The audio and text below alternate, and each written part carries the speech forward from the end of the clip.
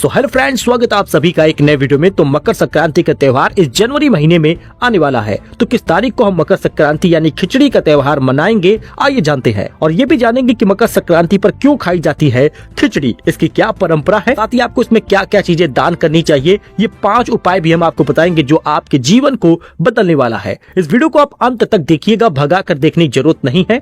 मकर संक्रांति के साथ सारी जानकारी हम लेकर आए हैं, तो चलिए शुरू करते हैं।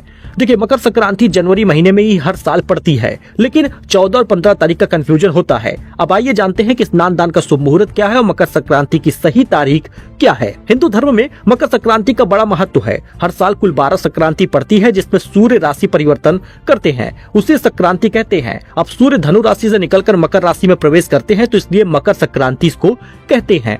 हर साल 14 या 15 जनवरी को ये मनाया जाता है और देश भर में मकर संक्रांति का पर्व अलग अलग तरीके से मनाया जाता है। कुछ जगहों पर इसको खिचड़ी का त्योहार भी कहते हैं। आपके यहाँ क्या कहते हैं, कमेंट जरूर करिएगा।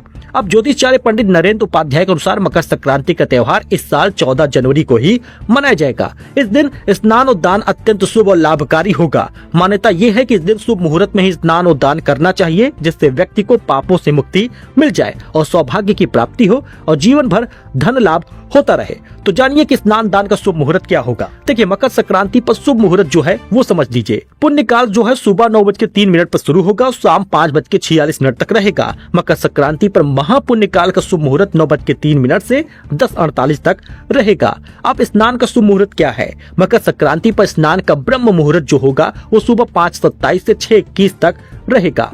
यानी इसी बीच आपको स्नान कर लेना है और फटाफट सामान भी निकाल लीजिएगा दान का, ये बात ध्यान दीजिएगा। मकर संक्रांति पर स्नान और दान के अन्य मुहूर्त भी आप देख सकते हैं कि मकर संक्रांति पर राहु काल का भी विशेष ध्यान देना होता है। तो इसका समय जो है वो 3:08 दोपहर से 4:27 तक रहेगा। इस बीच आप दान ना करें तो बेहतर होगा।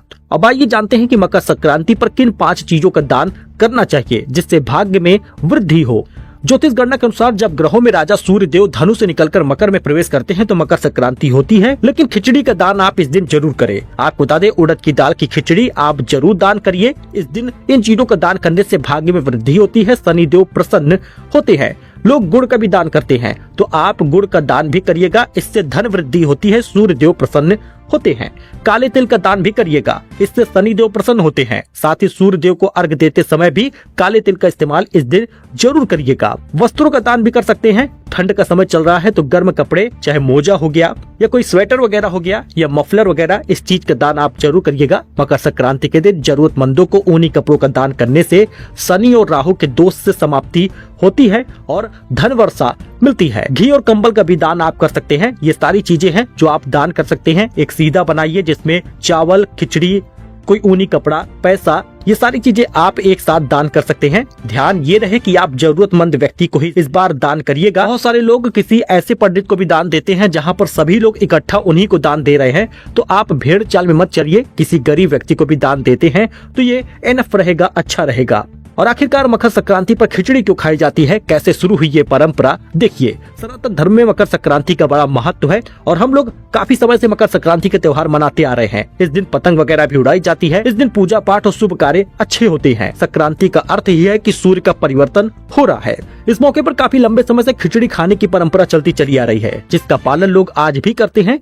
इसके पीछे कारण क्या है ये समझिए। एक पौराणिक कथा के अनुसार जब भारत में खिलजी ने आक्रमण किया था, उस युद्ध में भारत के कई वीर योद्धा और योगी शामिल थे। चारों तरफ लड़ाई झगड़े का माहौल था। इस आक्रमण की वजह से किसी को खाने का समय नहीं मिल पाता था, जिस वजह से लोग धीरे धीरे कमजोर होते चले गए। इस समस्या का हल निकालने के लिए गुरु गोरखनाथ ने सभी को दाल, चावल और सब्जियां मिलाकर एक साथ पकाने को कहा, जो सभी के लिए बेहद आसान था। साथ ही इसमें लोगों का पेट भी आसानी से भर जाता था। खिलजी को हराने के बाद गोरखनाथ समेत सभी योगियों ने एक साथ मिलकर मकर संक्रांति के मौके पर इस नए पकवान को बनाया था और साथ ही इसको बांटा भी। इसे खिचड़ी का नाम दिया गया। तभी से लेकर आज तक मकर संक्रांति के दिन खिचड़ी बनाने की परंपरा चली आ रही है। बाकी खिचड़ी का दान भी देना जरूरी होता है, इस वजह से भी इसका बड़ा महत्व है। तो ये कुछ अपडेट था, नई जानकारी थी। सो मिलते हैं नए वीडियो में नई जानकारी के साथ। मकर संक्रांति की आपको खूब सारी बधाई। ये वीडियो अपने रिलेटिव, अपने दोस्तों, अपने रिश्तेदारों के साथ जरूर शेयर करिएगा। व्हाट्सएप पर हो सके तो स्टेटस जरूर लगा लीजिएगा। धन्यवाद।